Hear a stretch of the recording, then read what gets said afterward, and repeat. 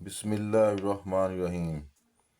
آج ہم آپ کو لفظ حمزہ کس کے متعلق بتائیں گے کہ یہ کسی لفظ پہ آ جائے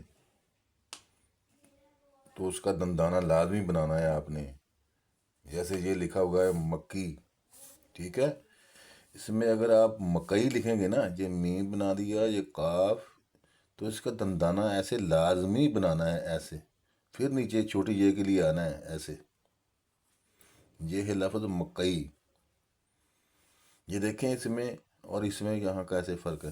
اگر مکی لکھ دیا ایسے، مکئی کے لیے اکثر اسٹوڈنٹ اس سے یہاں حمزہ بنا دیتے ہیں، نہیں، یہ خوبصورتی اس میں کم ہو جائے گی، تو یہ زیادہ بہتر ہے کہ اس کا بالکل دندانہ آپ نے بنا کے جانا ہے جہاں حمزہ آ جائے، ٹھیک ہے۔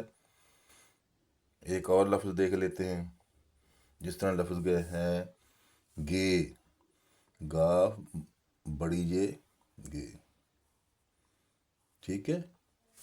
اب گئے لکھنا ہے لفظ، گئے کے لیے یہ گاف، پھر حمزہ بنا کے نیچے آنا ہے ایسے چھوٹی یہ کے لیے، ٹھیک ہے۔ یہ دیکھیں اس میں اور اس میں دیکھیں دانے کا فرق ہے۔ اس کو ایسے نہیں کر دینا کہ گے بنا کے ایسے آپ نے یہ گئے، نہیں، یہ غلط ہے۔ یہ والا خوبصورت ہے، یہ والا یہ دیکھنے میں خوبصورت لگ رہا ہے یہ والا اس کی نسبت، تو آپ نے ذہن نشین لفظ کر لینا ہے کہ حمزہ کہیں بھی آ جائے نا تو اس کا ایک دندانہ آپ نے بنا کے ہی جانا ہے، ٹھیک ہے۔ تو یہ لفظ میں خوبصورتی آ جائے گی۔ پسند آیا ہو تو لائک اور شیئر کریں۔ اللہ حافظ۔